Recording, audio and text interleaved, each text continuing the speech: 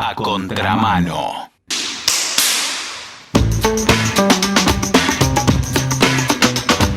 Estamos en vilo hace unos cuantos días por el tema del pobre Loan que desapareció, pero lo cierto es que la trata existe hace mucho tiempo y seguramente seguirá existiendo. Es un tema dramático de muchos chiquitos que una vez que se apaga la atención de la opinión pública siguen sufriendo, chiquitos, gente grande y demás. A nosotros nos interesan los temas estructurales, ya lo sabés, y es por eso que vamos a hablar con una experta sobre el tema en general.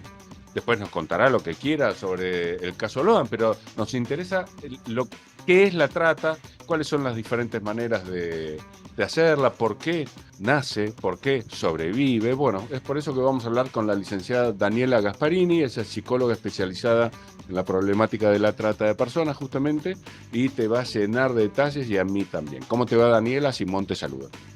Hola, Simón. Bueno, muchas gracias por la invitación. Es un gran placer, gracias por atender. ¿Cuáles son las diferentes formas de trata? Después usamos esto como disparador y llevarnos donde quieras. Yo te escuchaba atentamente y lo primero que quiero transmitir es que, bueno, es la esclavitud de este siglo, ¿sí? De esta era. Lamentablemente, en el tiempo siempre hubo grupos muy poderosos que se han enriquecido en base a la explotación y la esclavitud humana, ¿sí? Y esto es porque, lamentablemente vivimos hace mucho tiempo de estructuras muy desiguales en el mundo, ¿no? Y avanzado también el sistema económico y político capitalista, es que se han estructurado, ¿no? Determinadas regiones a lo largo y ancho del mundo con mucho poder y determinadas regiones con muy poco poder, ¿no? Y esto, cuando hablamos de poder, tenemos que hablar del poder económico principalmente, que es lo que básicamente ha estructurado el sistema capitalista mundial, ¿sí?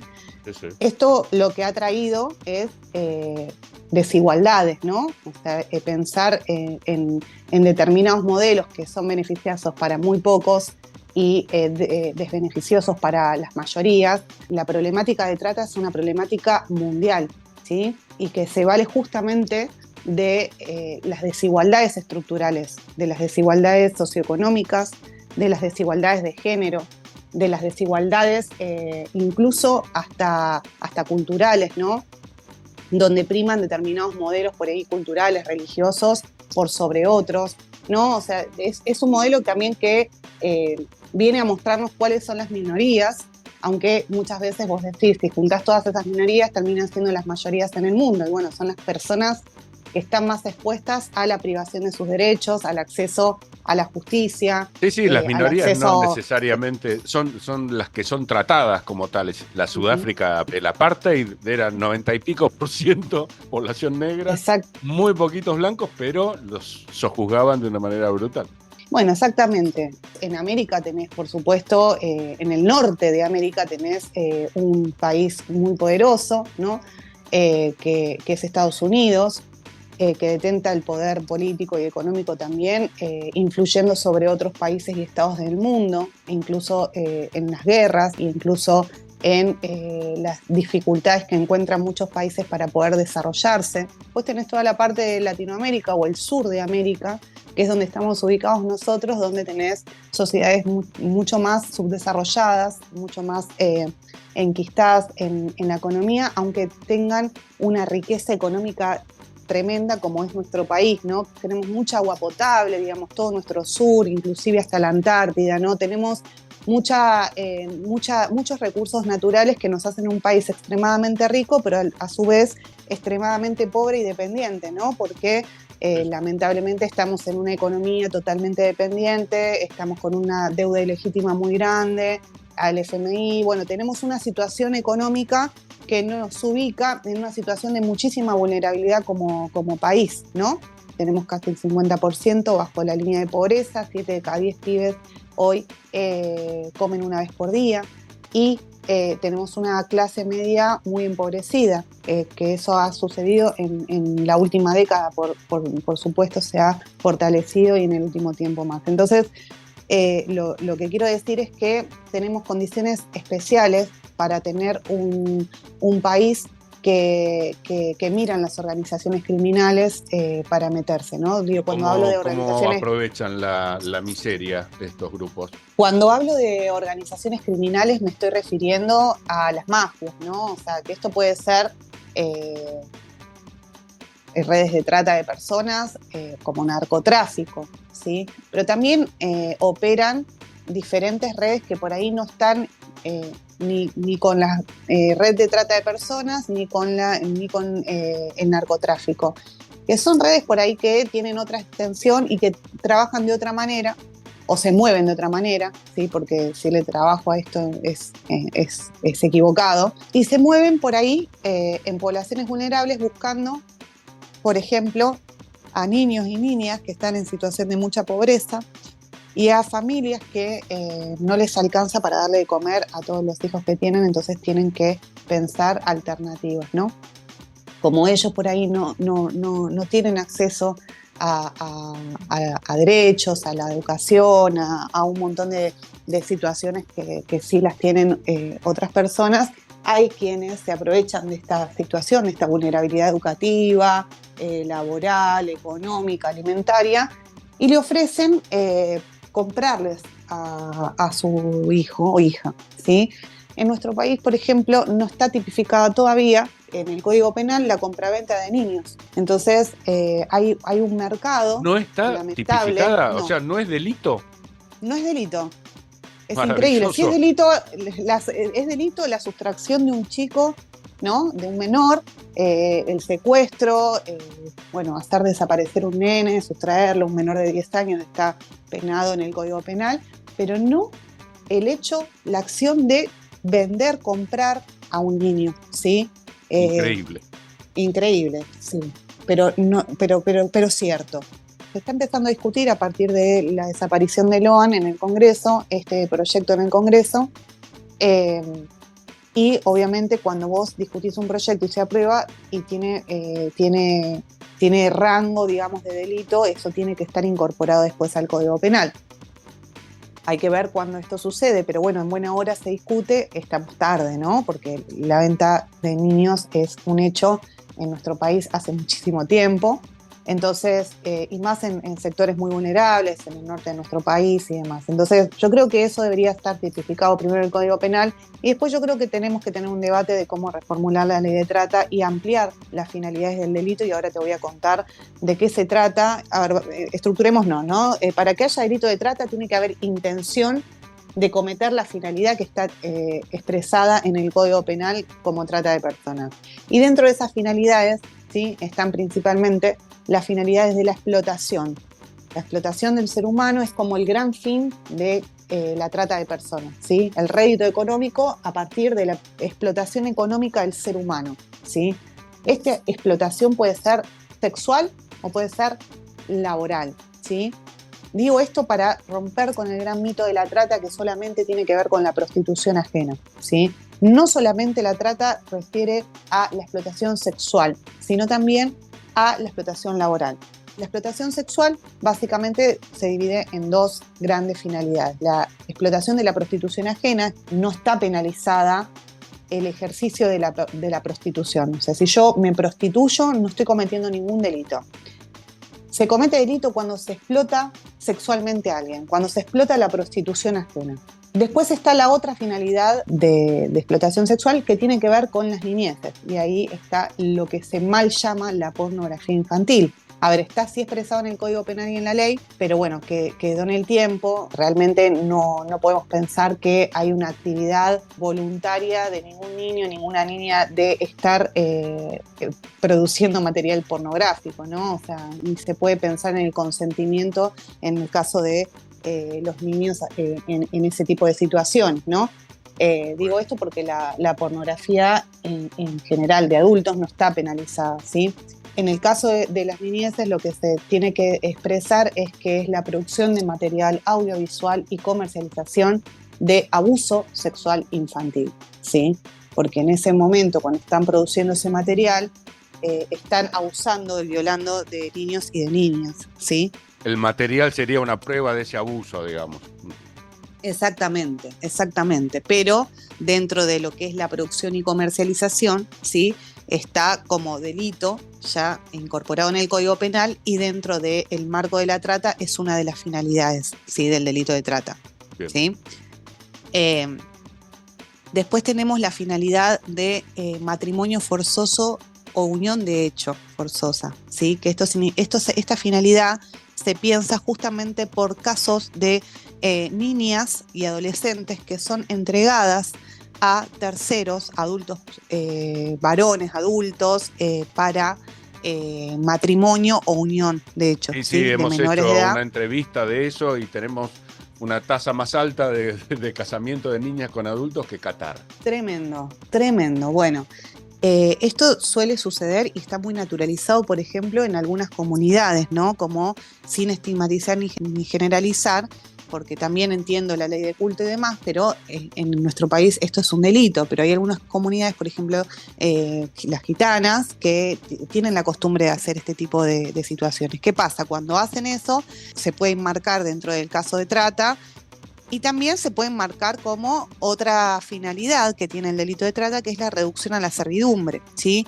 Porque estas niñas generalmente terminan siendo explotadas laboralmente dentro de los entornos de las comunidades, por los varones, laboralmente dentro de las tareas domésticas, bueno, a merced de lo que diga el varón. Carente completamente de 100%. derechos, o sea, puede Ujú. derivar en abuso sexual, puede derivar en maltrato, puede derivar en esclavitud laboral, pero sí, es eso.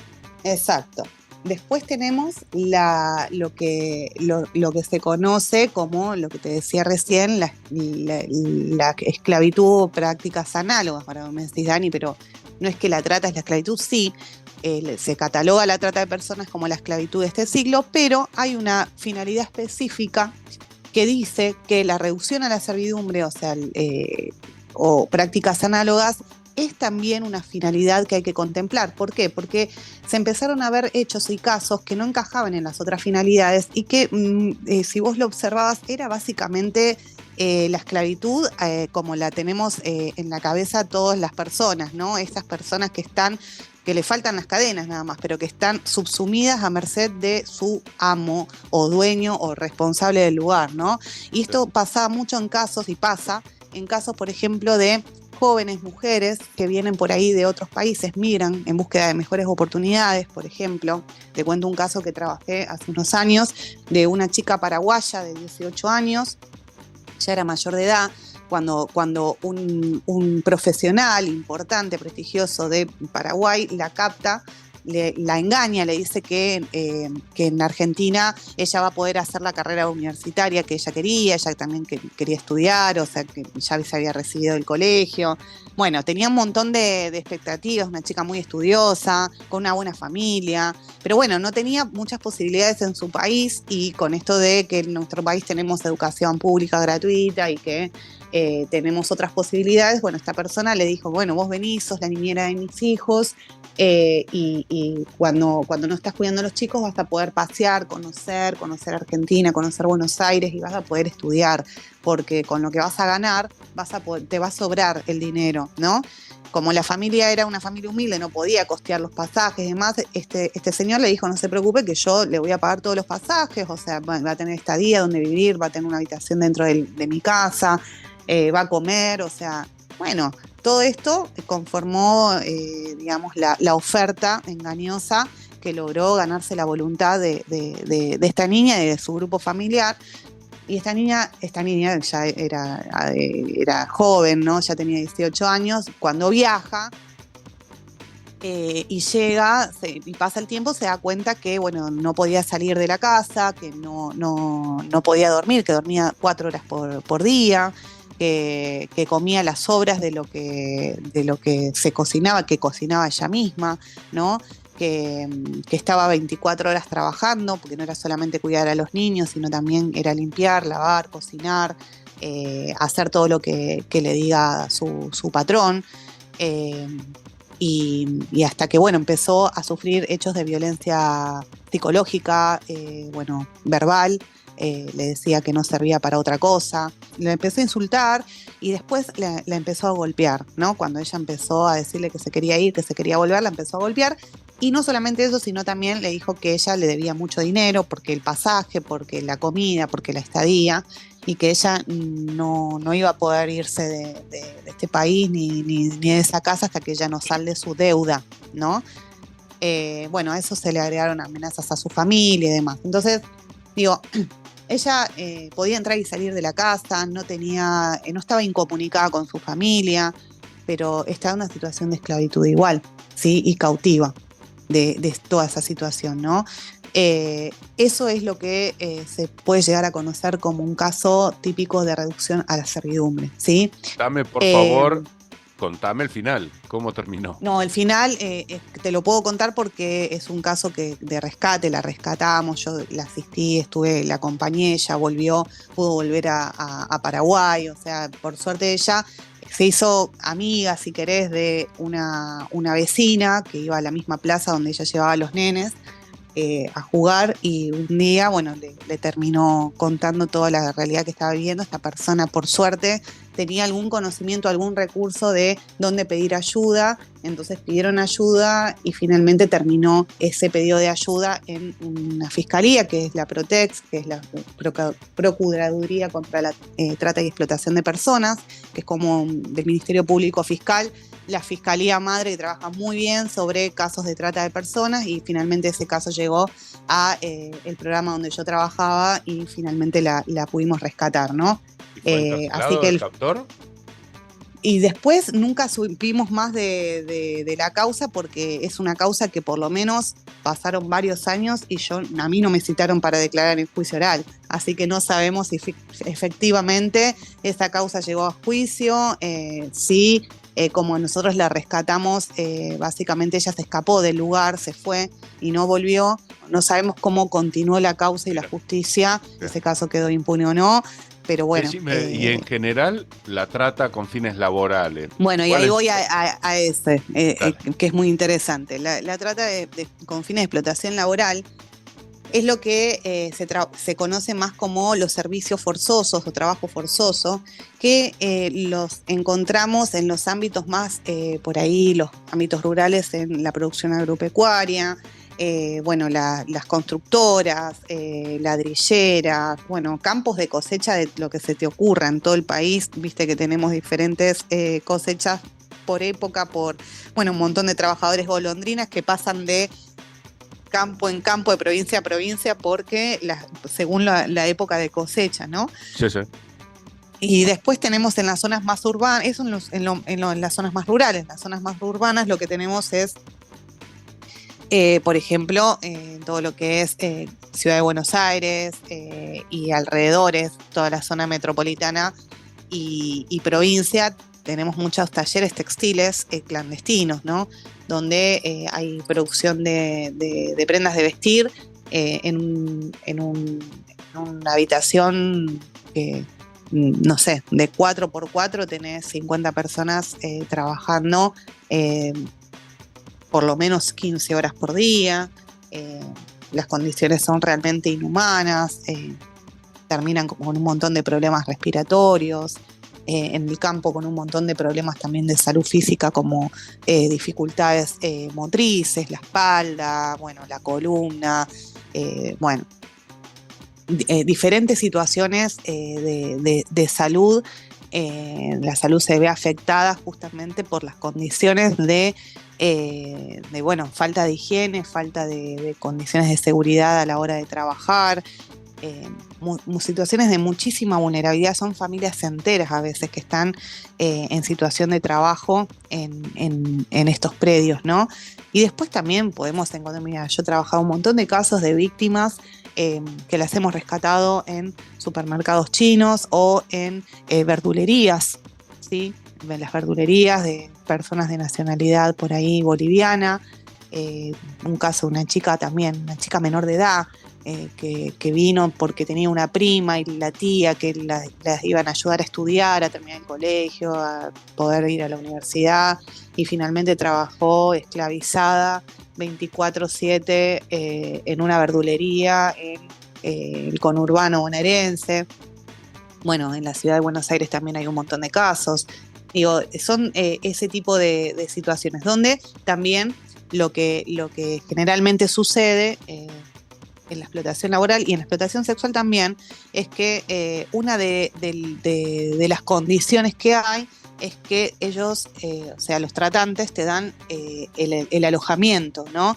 Y ahí voy a las acciones típicas del delito, que para que estas finalidades se cumplan tiene que estar como enganchadas con una acción que tiene que ser tanto la captación, que puede ser la oferta engañosa, el ofrecimiento, que es la entrega de una persona a esta organización criminal, el traslado de la persona de un país a otro o de una provincia a otra. En general hay cambio del lugar natural, ¿no? La sacan a la persona y la llevan a otro lado, ¿puede ser? Sí, en muchos de los casos la persona es trasladada de su lugar de origen y desarraigada de lo que conoce, de su núcleo de confianza, de su país incluso, donde conoce las leyes, a un país donde no conoce las leyes y a veces no conoce el idioma, porque es una estrategia muy efectiva, ¿no? O sea, la víctima pierde el control absoluto y lo gana el victimario, el tratante. Sí, no tiene dónde ir por lo pronto. Si se escapa, no tiene dónde ir. Y no conoce a nadie, no sabe cómo funciona, no sabe si le están mintiendo. Bueno, por ejemplo, hay muchos chicos bolivianos que les dicen, si vos salís de acá y hablas con argentinos te van a pegar porque sos boliviano, o te van a deportar porque vos estás indocumentado. Entonces, digo, hay un montón de amenazas que van en torno también al desarraigo, al traslado de su lugar de origen al lugar de la explotación. Entonces es muy importante para las organizaciones criminales lograr ese traslado. Ahora, no necesariamente existe ese traslado, no tiene que haber sí o sí traslado, la acción de trasladar una persona de un lugar a otro para que haya trata. Puede que la persona sea explotada en la misma ciudad donde vive y puede que esa persona no esté viviendo en el lugar de la explotación, igualmente sea víctima de trata, ¿sí? Se tiene que dar alguna de estas acciones nada más, ¿viste? No hace falta que sean todas. En estas cosas, por suerte, suena que es un delito fácil de detectar. Con buena voluntad y ganas de descubrirlo, ¿por qué persiste tanto entonces, en el caso de que yo tenga razón? Digo, no vamos a generalizar, ¿no? Pero este delito no sobreviviría en el tiempo sin la complicidad del poder policial, del poder político y judicial. Y sí, siendo un negocio tan lucrativo, mi escepticismo me guiaba para esos lados, pero bueno. Las organizaciones se van ayornando, se van acomodando a la época, ¿no? Entonces, primero que hay mucha naturalización de la explotación, ¿no? Digo, todavía hay personas en el país, y te diría que la mayoría, que piensa que la prostitución es la profesión o el oficio más antiguo del mundo, por empezar, ¿no? Y después que está muy naturalizada la explotación, por ejemplo, en las zonas rurales. Entonces,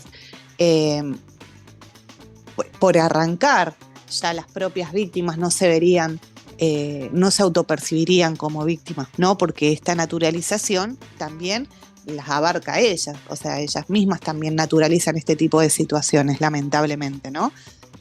Salvo que es una situación extrema, riesgo de vida y demás, si no, realmente está muy naturalizado. Y por otro lado hay mucho desconocimiento, ¿sí? Y mucha falta de voluntad también de perseguir este tipo de delitos, ¿no? Que son delitos federales. Hay mucha desinformación y realmente no están fortalecidos. En nuestro país no tenemos fortalecida la prevención. Yo estaba a cargo, por ejemplo, del área de prevención, la hice yo, la llevé adelante yo, en el Programa Nacional de Rescate del Ministerio de Justicia de la Nación, y fui desvinculada. Entonces, digo, hay algo en relación a la prevención que no se está desarrollando, que no llega, y que lamentablemente cuando vos no conocés de cómo funciona este delito y pensás que la trata de personas es el secuestro, desaparición de una persona para explotarla sexualmente, listo, o sea, ya está. Te quedaste con eso y pensás que la única forma de que haya trata es que te secuestren una traffic blanca, ¿no? Cuando eso es lo que menos sucede en nuestro país. Sí, de hecho, una vez, hace tiempo, habíamos entrevistado a Lika Kinan, me imagino que la conocés, Sí. Y ella nos Fue víctima de trata. contaba que se naturaliza tanto la situación que en los juicios muchas veces, te lo voy a decir en términos bien bestias y vos le vas a agregar todos los matices que correspondan, ¿no? No se tomaba el testimonio de la víctima en el caso de que no quisiera acusar a su victimario y se avanzaba de cualquier forma, justamente porque a veces era muy grande la naturalización y la víctima no quería llevar adelante el juicio. ¿Es real? Bueno, sí, depende del juez que te toque, ¿no? El tribunal oral es la máxima autoridad, si se quiere, entre comillas, a la hora de condenar un delito y obviamente reparar en derechos a las víctimas, ¿sí? Muchas veces me ha tocado acompañar a muchas víctimas a declarar en juicios orales y han sido muy revictimizadas. Esto es lo que se conoce como revictimización, es que en el momento donde el Estado ya toma el caso y en vez de ayudarte a restituir tus derechos, te pone en un lugar donde te está otra vez victimizando, ¿no? Y muchas veces he escuchado cosas como, en el medio de un juicio, decirle a una víctima de trata con fin de explotación sexual, preguntarle la edad, y al responder 25 años, y preguntarle el juez si tenía hijos, y la víctima decir que no, el juez emitir una opinión totalmente desubicada y desacertada, que es decir, bueno, pero ya podrías tener algún hijo, ¿no? Ya es hora. A vos decís, pero porque yo no vine acá a que me digas lo que tengo que hacer, ya bastante me han privado de mi autonomía y mi libertad como para que vos, que sos el juez que tiene que condenar al que me explotó, ¿no? Y al que seguramente me violó más de una vez, y vos me estás diciendo por qué no tengo hijos, ¿no? O sea, bueno, eso es revictimizar a alguien, ¿no? Y lamentablemente los jueces que llevan adelante este tipo de juicios y demás, a veces no están capacitados, o saben lo que es la ley de trata, por supuesto, la deben haber estudiado, por algo están ahí, pero no conocen las características de las víctimas o no se sensibilizan ante este tipo de situaciones, o no se consultan con expertas para llevar adelante el tratamiento, y como están en un lugar de mucho poder, creen que pueden decir o hacer cualquier cosa, ¿no? Entonces, esto lamentablemente pasa, la revictimización es un hecho, pero por suerte hemos avanzado muchísimo en eso. De hecho, en el año 2012 se modificó la ley de trata y le dio más derechos a las víctimas a la hora de declarar en juicios orales, donde las víctimas no necesariamente tienen que ser entrevistadas por un juez, ni expuestas a la opinión directa de la defensa, del imputado. Yo he acompañado casos donde las víctimas han declarado en cámara Gesell, en el marco de un juicio, o sea, esto significa en una habitación aparte, con una psicóloga que es la que le hace las preguntas y no directamente el juez o la defensa o la fiscalía. Como para ¿sí? tener un ámbito un poquito más receptivo. A ver, el Estado le tiene que agradecer a la víctima por exponerse a esa situación, Olvídate. ¿no? Debería, entonces, Y sí, mínimamente debería además restituirle sus derechos, repararlas económicamente, bueno, y todo lo que la víctima necesita, porque es un crimen que se cometió dentro del Estado y el Estado no lo pudo evitar. Entonces, como no lo pudo evitar, lo tiene que reparar. Ahora, ¿cómo hacer para prevenirlo, no? O sea, porque me parece que lo más importante es, más allá de que tenemos un país donde lamentablemente todos los días hay nuevas víctimas de trata que ni sabemos, no conocemos. Digo, ¿cómo hacemos para no solamente perseguir el crimen organizado, rescatar a las víctimas y condenar a los responsables? ¿Cómo hacemos para evitar que haya víctimas de trata? Una de las formas es obviamente la prevención. No me voy a meter en cuestiones más profundas de la economía y la política del país, porque bueno, es claro que si no hubiese pobreza, si no hubiese situaciones de falta de derechos para determinadas personas, como somos las mujeres, las disidencias, bueno, Y esto los bajaría, niños. por definición. Por supuesto que cuando vos tenés un Estado fortalecido, que combate realmente la pobreza, que trata de que todo el mundo tenga trabajo, que tenga educación, que tenga un buen ingreso y tenga un proyecto, por supuesto que el crimen organizado no entra ahí. Porque el Sí, crimen organizado absolutamente. y No me imagino a alguien ofreciéndole plata por un hijo a dos profesionales que ganan bien. No sería bien bueno, por recibir esa eso, oferta. de mínima se reduce o se tienen que buscar nuevas formas de penetrar, porque la verdad es que cuando el crimen organizado, la trata de personas, incluso el narcotráfico, las mafias avanzan donde hay mucha vulnerabilidad, ¿sí? Tenés el caso, por ejemplo, de los niños de 13 años o menos de 13 años, o 13, 14, 15 años, que son los que se llaman los soldaditos, que son víctimas del narcotráfico. No podemos pensar que esos nenes decidieron en el transcurso de su vida ser narcotraficantes y ir por la vida vendiendo estupefacientes. No, son pibes que viven en situaciones terribles, en villas de emergencia, en barrios muy humildes, que inclusive consumen o les meten el consumo, ¿no? Porque lamentablemente así funcionan estas mafias, se meten en los barrios en donde hay más pobreza y hacen consumir a los pibes, y estos pibes se vuelven dependientes y adictos al consumo de estupefacientes, y muchas veces el pago de la venta de los estupefacientes es con estupefacientes, ¿no? Y tenemos muchos casos, por ejemplo, de trata de niñas y niños muy jóvenes que son explotados sexualmente a cambio de drogas, ¿sí? Eso, digo, para tener en cuenta cómo funcionan estas mafias, ¿no? Entonces, esos chicos, digo esto también porque justo se está hablando de la baja de edad de imputabilidad y Absolutamente, yo estás pensando en eso. no voy a generalizar, pero realmente hay que pensar en la fase psicoevolutiva que están estos nenes, en cuál es la alimentación de un pibe mal alimentado. No es un pibe que pueda pensar o llevar adelante su vida como un pibe que está bien alimentado, ¿sí? Un chico que tiene un entorno familiar contenedor no es lo mismo que el que no lo tiene. Un pibe que está escolarizado no es lo mismo que un pibe que no está escolarizado.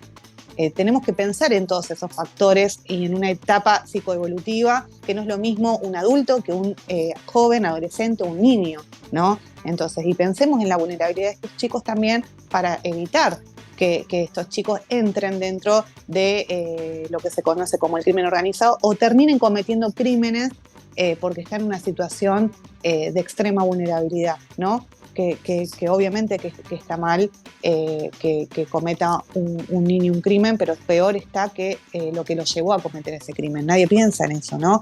Entonces, ¿cómo hacemos para evitar que el crimen organizado y las mafias avancen en nuestro país? Y bueno, obviamente con un sistema político-económico de un Estado fortalecido. No se combate estas organizaciones criminales con el mercado. El mercado las alienta justamente. De lo que hablamos acá es de la mercantilización de personas. Entonces se combate con Estado, con un Estado fuerte, con decisión política. Esa es la forma de combatir esto, y con prevención, ¿no? Con prevención es haciendo campañas de prevención, hablándole a la gente, hablándole a los pueblos más recónditos, a las comunidades originarias, a los pueblos como 9 de Julio, ¿sí? Que están totalmente aislados muchas veces de acceso a un montón de información, hablándole a los niños en las escuelas, hablándole a los médicos en los hospitales, a los docentes. ¿Sí? De esta manera, ¿no? Saber qué hacer, cómo se mueve este delito, cómo funciona, cuáles son las características de las víctimas, hablándole a las familias, porque la mayoría de las organizaciones criminales entran y logran su cometido a través de las redes sociales, ¿no? ¿Y qué pibe no tiene hoy un celular? El que no lo tiene se lo dan las organizaciones criminales en el territorio. Entonces, es muy importante la prevención. Para eso hay que financiar las campañas de prevención, ¿no? Que es lo que no está sucediendo y lo que debería suceder. Y tampoco hay que hundirlos en la miseria de esta forma, ¿no? A los padres, a los hijos, es así, porque si están todos corriendo por la supervivencia, mal van a poder cuidar a su nene. Exactamente. A ver, preguntas bobas, pero para entender. La trata con fines de explotación sexual en general está dirigida a mujeres, ¿no? Mayoritariamente. Mayoritariamente las víctimas de trata de personas y explotación sexual son mujeres de todas las edades, ¿no? Pero sobre todo mujeres jóvenes, ¿sí? Muchas mujeres ingresan al circuito prostibular desde muy pequeñas, ¿sí? Y, y por las características generales son mujeres pobres, y que no han podido terminar el colegio, que no han tenido un trabajo y un salario que les permita cierta estabilidad económica, que tienen hijos e hijas a su cargo exclusivo. Son de varios países, no solamente son mujeres argentinas, las víctimas que están en situación de explotación En y trata en general nuestro país. son madres. Muchas de ellas son madres y madres adolescentes, y muchas de ellas también son de nacionalidades paraguayas, brasileras, uruguayas. Hemos tenido casos de rescate de víctimas de explotación sexual de China, no son la mayoría, pero y de República Dominicana también, y vienen engañadas, ¿no? Vienen con promesas de trabajo y muchas veces son convocadas a los prostíbulos disfrazados, ¿no? Sabiendo que van a estar en situación de prostitución. Y esto es muy importante porque eso no exime de responsabilidad a los tratantes o proxenetas, ¿no? Que la víctima sepa que va a ir a estar en situación de prostitución no la hace menos víctima, ¿sí?, de explotación, y no lo hace menos responsable a quien la explota. El engaño es con, por ahí, promesas de dinero que no llegan, ¿sí? Y también para ir avanzando en cómo se van acomodando estas organizaciones criminales que cada vez están más despersonalizadas porque van por el lado de la virtualidad, ¿sí? Hay muchas víctimas que son captadas y que son explotadas en sitios web, ¿sí? Entonces, también esto hace que las organizaciones vayan buscando las formas de ir evadiendo, ¿no?, la investigación y a la justicia. Y después hay un montón de personas travesti trans en situación de explotación, y déjame decirte que por los casos que yo he trabajado, son las personas que más expuestas a situaciones de riesgo de vida y violencia están, ¿sí? Porque generalmente son personas que están siendo explotadas sexualmente en la calle, en condiciones terribles, bajo amenaza incluso de los jefes policiales de calle, que son parte y cómplices y partes de la red de trata, son amenazadas, son golpeadas, están en una situación de extrema vulnerabilidad. Y muchas veces estas personas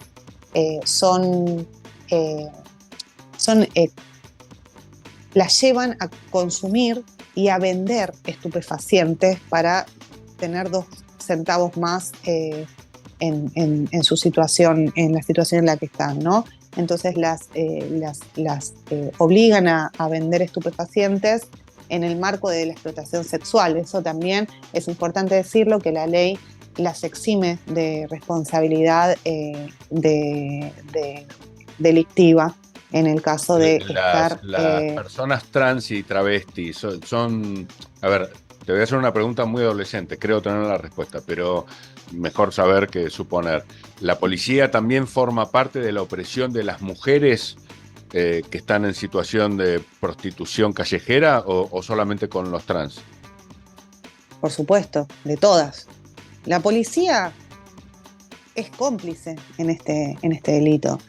Hace un par de años declaré en un juicio oral donde uno de los involucrados en la red de explotación sexual y prostitución en calle era el comisario de la localidad, que fue condenado. Yo he entrado a rescatar víctimas a prostíbulos y las víctimas diciéndome que tenían miedo de hablar porque el policía que estaba ahí en el marco del allanamiento era el que venía todos los jueves a cobrar la coima y pasaba con ellas. Clarísimo, Digo, clarísimo. bueno, qué bueno el trabajo que haces y qué ganas, impresionante.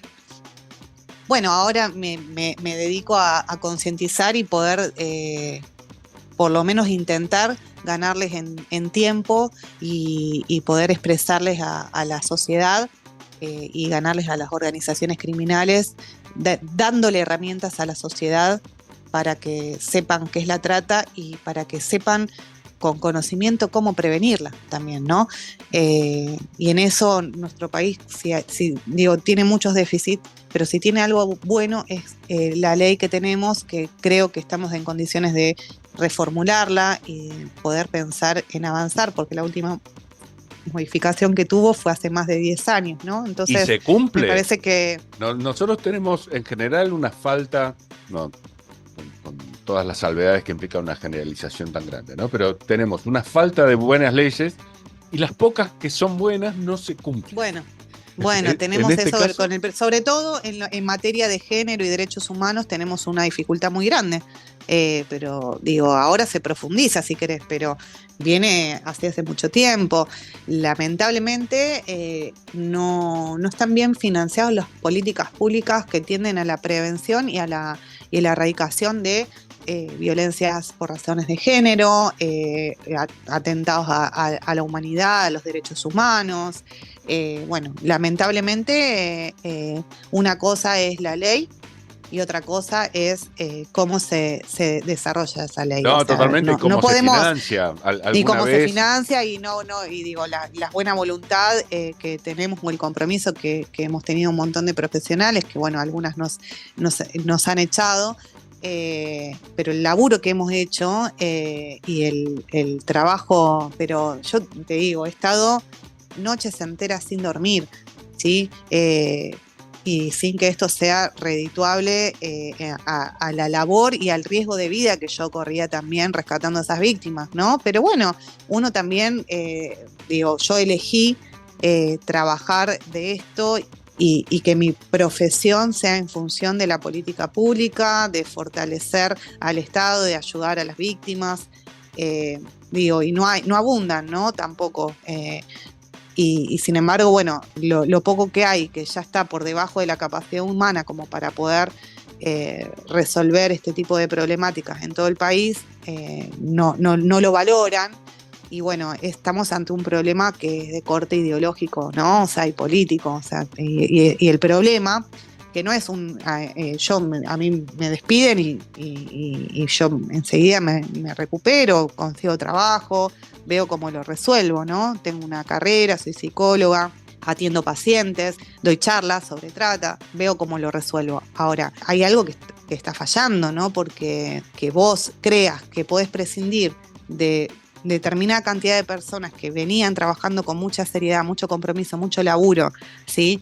Más de la cuenta, más horas de lo que te exige el contrato, sí. por 2,50 mangos, poniendo en riesgo su vida, porque yo estuve en allanamientos, procedimientos en juicios orales donde puse en riesgo mi vida, ¿no? Y nadie me cuidó.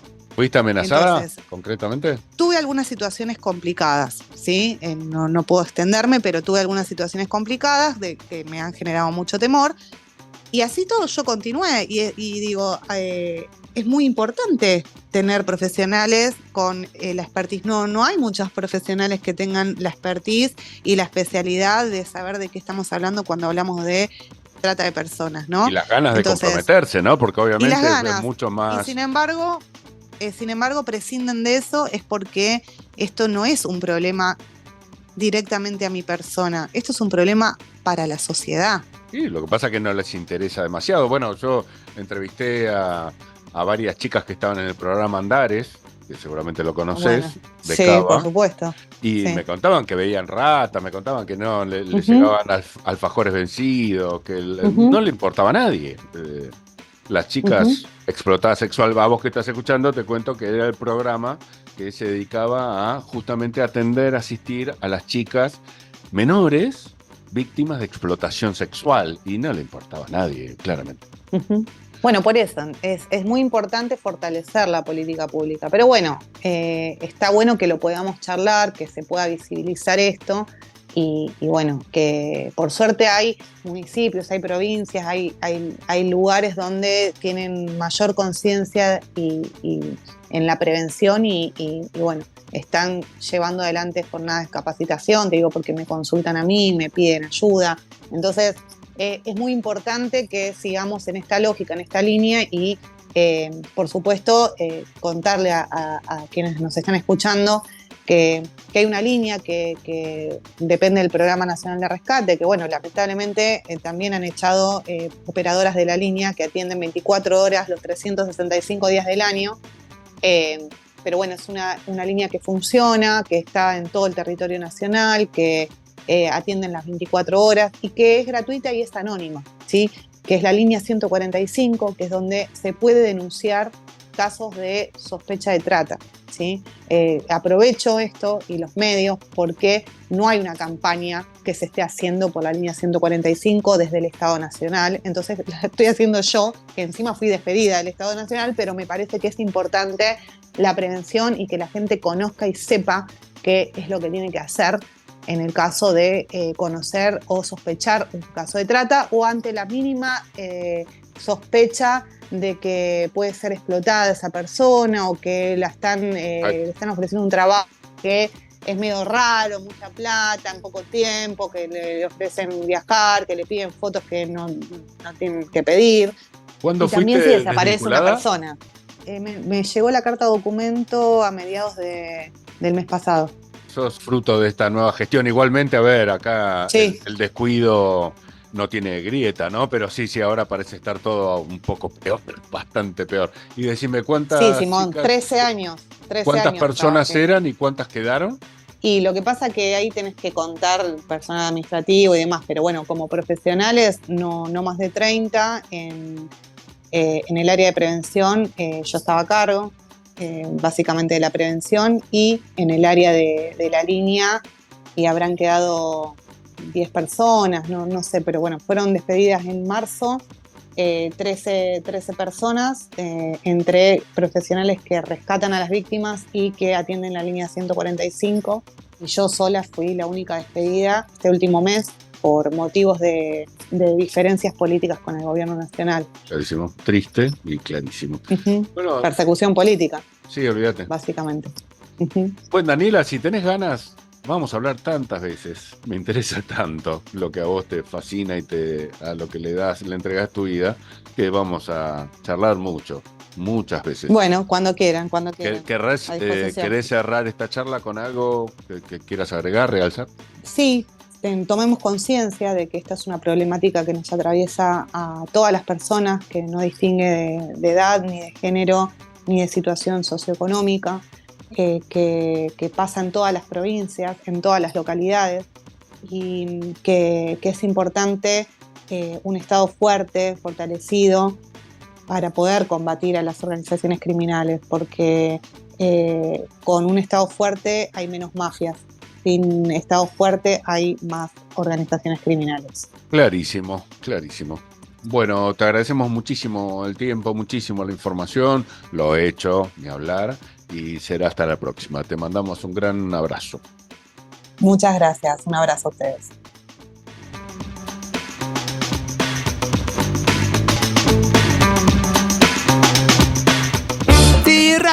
Rápido. ¿Cuánto es 2 más 2? 5. Ay, Dios. ¿Cómo 5? ¿Qué preferís? ¿Velocidad o precisión? A contra.